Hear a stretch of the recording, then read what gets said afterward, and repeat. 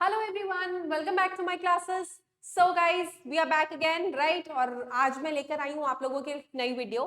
जैसा कि आप सबको पता है, मैंने पिछली वीडियो पोस्ट की थी जिसमें ट्रांसपोर्ट ऑफ ऑक्सीजन को डिटेल में डिस्कस किया था, राइट। वो एक ऐसा टॉपिक है यार जो काफी बच्चों में कंफ्यूजन क्रिएट करता है कि कैसे ट्रांसपोर्ट होता है, क्या पार्शियल प्रेशर है, क्यों उस पर डिपेंड करता है, क्या फैक्टर्स होते हैं, राइट। मैंने आपको बल्कि सैचुरेशन सिग्मोइड ग्राफ भी बना के दिखाया था। ठीक है जी। आज हम ट्रांसपोर्ट ऑफ ऑक्सीजन से रिलेटेड पीवाईक्यूज डिस्कस करेंगे। एज मैंने नीट स्टडी किया, पास्ट पैटर्न पढ़े, तो उसमें मैंने देखा कि इस टॉपिक से काफी सारे क्वेश्चंस पास्ट ईयर के नीट में पूछे गए हैं। इनफैक्ट रीसेंट पास्ट ईयर्स में ज्यादा क्वेश्चंस पूछे गए। ठीक है जी। तो चलिए एक बार आ जाए डिस्कस करते हैं। ये तो देखिए डायरेक्टली फैक्चुअल क्वेश्चन है, जो आप लोगों की एनसीईआरटी की लाइन है, ये डायरेक्ट कि under normal physiological conditions in humans 100 ml of oxygenated blood can deliver 5 ml of oxygen to the tissues. Last video में एक स्लाइड थी इस लाइन पे जिसमें ये लाइन लिखी हुई थी, तो बस अगर आपने लाइन अच्छे से पढ़ी हुई है तो सिर्फ फिल इन दी ब्लैंक्स का कमाल है, दैट्स इट। ठीक है जी। और देखिए ये बिल्कुल नीट 2022 में पूछा गया क्वेश्चन है। 4 नंबर सीधा सीधा बिल्कुल डायरेक्ट ले सकते हैं आप। ठीक है। देन assertion and reason, एक ऐसा क्वेश्चन assertion reason में पूछा गया था नीट 2021 में, just an year more before. ठीक है। अब assertion कहता है a person goes to high altitude and experiences altitude sickness. Altitude sickness क्या होती है यार, गए होंगे आप लोग भी पहाड़ों पे। ठीक है, मनाली से ज्यादा ऊपर जाओ कोकसर की साइड, तो वहां पे होती है ऐसी प्रॉब्लम, ब्रीदिंग डिफिकल्टी। ऐसा लगता है यार कि पता नहीं क्या हो रहा है, सांस सा नहीं आ रहा। So that is just because हम हाई ऑल्टीट्यूड पे चले जाते हैं, और हाई ऑल्टीट्यूड पे जैसे ही हम जाते हैं तो बाहर का प्रेशर हो जाता है कम।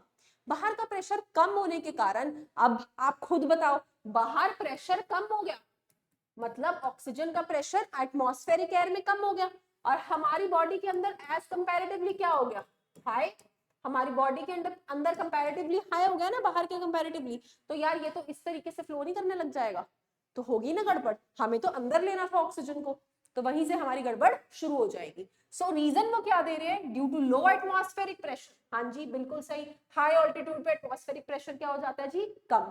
The body does not get sufficient oxygen, मिलेगा कैसे, क्योंकि वो तो अंदर ही नहीं जा पा रहा है और प्रेशर डिफरेंस की वजह से। करेक्ट। सो असर्शन और रीजन दोनों एक दूसरे के लिए एकदम सही है। तो किसी अगर आपको इस कॉन्सेप्ट की बिल्कुल क्लैरिटी हो, अच्छी नॉलेज हो, तो आपको झट से पता लग जाएगा दैट द आंसर इज 1। और वही मेरा मोटिव है, आपको मैंने पहले कॉन्सेप्ट सिखाया, अब मैं आपको उसी के बेस पे पीवाईक्यूज करा रही हूँ। ठीक है जी। Next, select the favorable conditions required for the formation of oxyhemoglobin at alveoli। चलिए आइए फटाफट से रिकॉल करते हैं कि हमने पढ़ा था एल्वियोलाई पे पार्शियल प्रेशर ऑफ ऑक्सीजन जो है वो हाई होता है, जिसकी वजह से ऑक्सीजन एल्वियोलाई से निकल के किस में चला जाता है, ब्लड में, और जाके ब्लड के हीमोग्लोबिन के साथ जुड़ जाता है। ठीक है, कौन, हमारा ऑक्सीजन। बट ये कब होता है, जब एल्वियोलाई के अंदर पार्शियल प्रेशर हाई हो और ब्लड के अंदर पार्शियल प्रेशर कम हो। ठीक है जी। सो एट एल्वियोलाई ऑक्सीजन का partial pressure should be high. अगर ऑक्सीजन का पार्शियल प्रेशर हाई है तो कार्बन डाइऑक्साइड का pressure should be low, and then H positive और टेम्परेचर तो अपने आप कम होंगे, क्योंकि ये दोनों तो कार्बन डाइऑक्साइड के साथ साथ चलते हैं। ठीक है जी। सो हमारा आंसर क्या हो गया, ए। डायरेक्ट मिल गया हमें आंसर।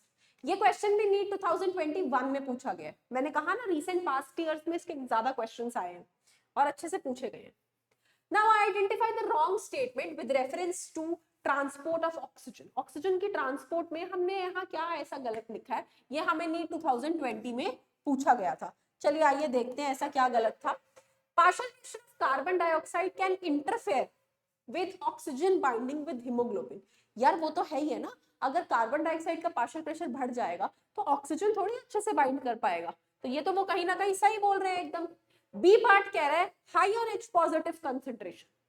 हमने अभी पढ़ा अगर कार्बन डाइऑक्साइड लो होता है तो H पॉजिटिव भी लो होता है, लेकिन यहाँ पे वो उल्टी सिचुएशन कह रहे हैं। इसका मतलब पार्शियल प्रेशर ऑफ ऑक्सीजन क्या हो गया, कम। और हमें क्वेश्चन क्या पूछा है, ट्रांसपोर्ट ऑफ ऑक्सीजन के विद रिस्पेक्ट। सो क्या पार्शियल प्रेशर ऑक्सीजन कम होना एल्वियोलाई पे फेवर करेगा ऑक्सीहीमोग्लोबिन की फॉर्मेशन, नो। तो मिल गया हमें हमारा रॉन्ग स्टेटमेंट, आंसर बी। ठीक है, बाकी भी रीड कर लीजिए। Low partial pressure of carbon dioxide alveoli में favours the formation of oxyhaemoglobin, correct. Partial pressure carbon dioxide का तो कम ही होना चाहिए।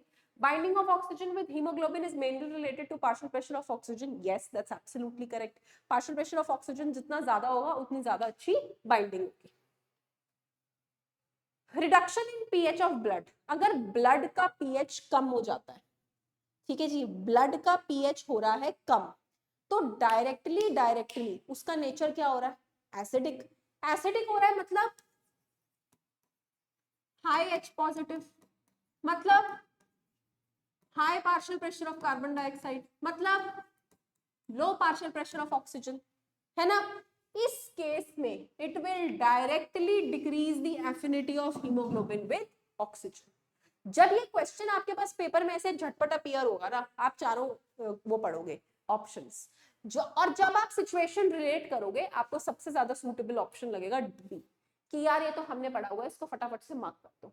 अब अगर आप इस चक्कर में पढ़ोगे कि हार्ट बीट में क्या होगा, बाइकार्बोनेट्स का क्या होगा, इसका ब्रेन का क्या होगा, so it will lead to your more time consumption, ठीक है, क्योंकि डायरेक्ट सीधा सीधा हमें उन्होंने कॉन्सेप्ट दिया हुआ है और ये हमारी एनसीईआरटी में लिखा हुआ, ठीक है जी। तो इसीलिए बार बार एनसीईआरटी को अच्छे से पढ़ो, ज्यादा से ज्यादा कॉन्सेप्ट उसका ग्रास्प करो, ताकि आप पेपर में टाइम बचाओ और फटाफट क्वेश्चन आंसर्स करो। Approximately 70% of carbon dioxide absorbed by the blood will be transported to the lungs। ये हमने लास्ट वीडियो में पढ़ा था कि 70% जो हमारा कार्बन डाइऑक्साइड है वो कैसे ट्रेवल करता है, as bicarbonate. So the answer is A. ये फैक्चुअल क्वेश्चन है, इसमें कुछ कॉन्सेप्ट नहीं, नथिंग, ये बिल्कुल डायरेक्ट एनसीईआरटी से उठा हुआ है और ये कहीं ना कहीं एआईपीएमटी 2014 में पूछा गया था। Next question, people who have migrated from plains to an area adjoining Rohtang pass about 6 months back, मतलब वो प्लेन्स जो कि लो ऑल्टीट्यूड है से आए हैं माउंटेन्स रोहतांग पास जहां पर हाई ऑल्टीट्यूड है, ठीक है जी। तो उनके साथ क्या होगा, have more RBCs than their hemoglobin and their hemoglobin has a lower binding affinity of oxygen। देखिए बेटा, ये कॉन्सेप्ट ना पहले एनसीईआरटीज में गिवन था, अभी इट्स नॉट, और आप क्वेश्चन भी देखेंगे एआईपीएमटी 2012 में पूछा गया है, ठीक है। एंड पता है क्या, मैंने भी 2012 में दिया था। सो तो हुआ प्रॉब्लम क्या होती है कि जब हम प्लेन से माउंटेन पे आते हैं, ठीक है, मैंने प्लेन्स के स्पेलिंग देखना, प्लेन्स गाइस, ओके, प्लेन से यहाँ पे भी गलत है, प्लेन से माउंटेन, ठीक है। जब भी हम प्लेन से माउंटेन्स पे आते हैं तो हमारा ऑल्टीट्यूड इंक्रीज होता है, ऑल्टीट्यूड इंक्रीज है तो बाहर का प्रेशर कम, बाहर का प्रेशर कम तो वही सांस लेने में डिफिकल्टी। तो उस केस में क्या होता है ना यार, जब सांस लेने में डिफिकल्टी हो जाती है तो हमारी बॉडी ना एक मैकेनिज्म ढूंढ लेती है। वो क्या ढूंढती है कि ज्यादा से ज्यादा आरबीसीज बनाने लग जाती है, दो उसको थोड़ा टाइम लगता है। तो इमीडिएटली आप जाओगे तो आपको बड़ा फील होएगा कि हाय यार सांस नहीं आ रहा, सांस नहीं आ रहा, ऑक्सीजन आने में बहुत दिक्कत हो रही है। लेकिन अगर आप कुछ टाइम वहां रहोगे ना तो आपकी बॉडी एक्लिमेटाइज हो जाती है, मतलब वहां को एडजस्ट हो जाती है। क्यों? क्योंकि आपकी बॉडी ज्यादा आरबीसीज बनाना शुरू कर देती है, ठीक है। So you will have more RBCs और फिर उनकी हीमोग्लोबिन की and their haemoglobin will have a lower binding affinity to oxygen. उनका हीमोग्लोबिन जो है हमारा वो भी कैसा हो जाता है कि अरे यार ठीक है, दिक्कत दे रहा है, ठीक है ना। तो ज्यादा आरबीसीज का प्रोडक्शन इंक्रीज हो जाता है when we migrate from plains to mountains, ठीक है। So a part will be the answer to this question. Are not physically fit to play games, ऐसा कुछ नहीं होता, 6 महीने हो गए एडजस्ट हो जाती है body. Suffer from altitude sickness, वो इमीडिएटली होता है, अगर आप बोलो कि 6 मिनट बाद तो 6 मिनट में होगा ये आपको problem. Have the usual RBC count but their haemoglobin has a very high affinity to bind. Usual RBC count नहीं होता है भैया, आरबीसी काउंट बढ़ जाता है, ठीक है जी। तो ये हमारा आंसर ए ही करेक्ट जाएगा इसमें। Next, a large proportion of oxygen remains unused in human blood even after its uptake by body tissues। ऐसा क्यों? मैंने ये पिछली वीडियो में पढ़ाया था कि 100 ml में से सिर्फ 5 ml ही नॉर्मल फिजियोलॉजिकल कंडीशंस में जाता है। लेकिन मानो तुम एक्सरसाइज करने लग गए, मानो तुमने भाई इतनी हाई एक्टिविटी कर ली कि बॉडी बेचारी तरस रही है ऑक्सीजन के लिए, तो उस केस में जो बचा कुचा ऑक्सीजन है वो रिजर्व की तरह पड़ा होता है। वो कहता है भाई मैं हूं तुम्हारी बॉडी में, चिंता मत करो तुम, अभी तुम्हें जरूरत है तो आ जाता हूँ। वो तो मैं इसलिए छुप के बैठ गया था कि तुम्हें जरूरत ही नहीं है, ठीक है। तो फालतू ऑक्सीजन कैसे सेव होता है? As a reserve during muscle exercise when needed, ठीक है जी। What is true about RBCs in humans? Humans की RBCs के लिए क्या पॉइंट सच है?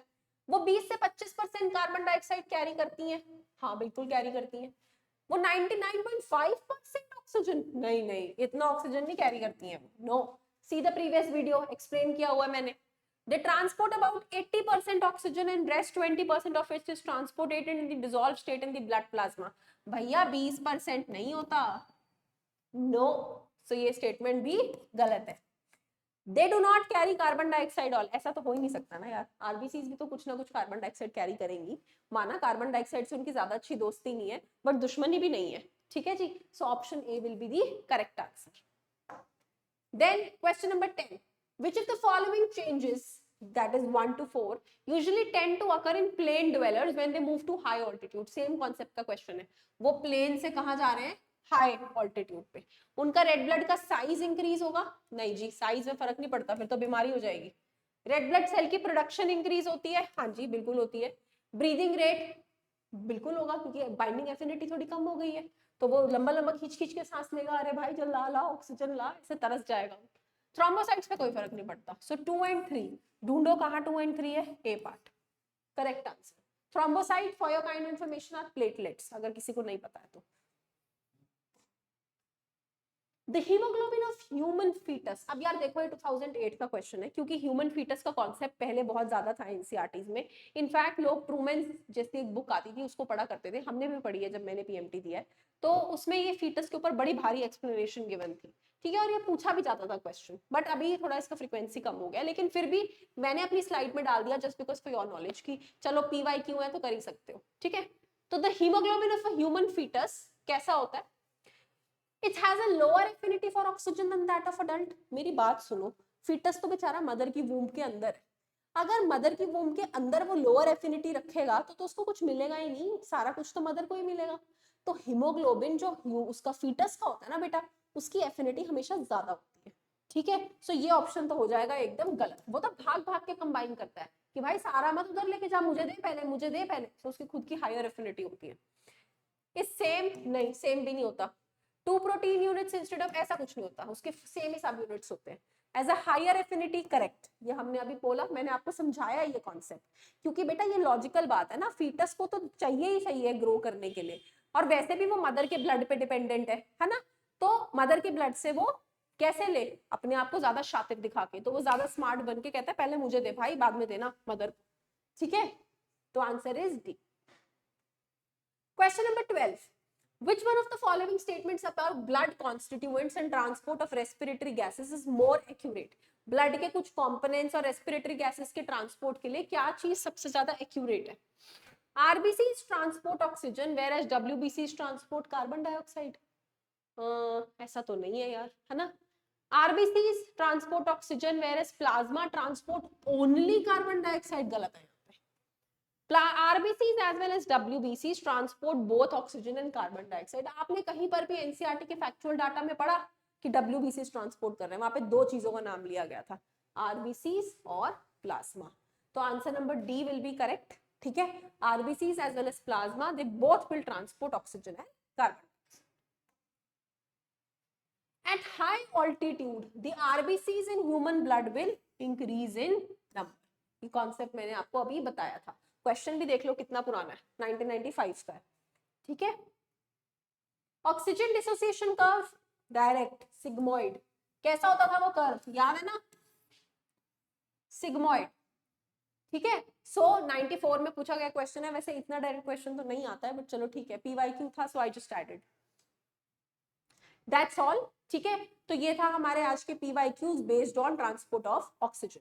अब जल्दी से नेक्स्ट लेक्चर लेकर आऊंगी ट्रांसपोर्ट ऑफ कार्बन डाइऑक्साइड पे, and then soon we will be done with this chapter. तो प्लीज कमेंट बॉक्स में सजेस्ट करके बताइए कि अगला चैप्टर आप कौन सा देखना चाहेंगे। I put up the videos for the same. Thank you so much.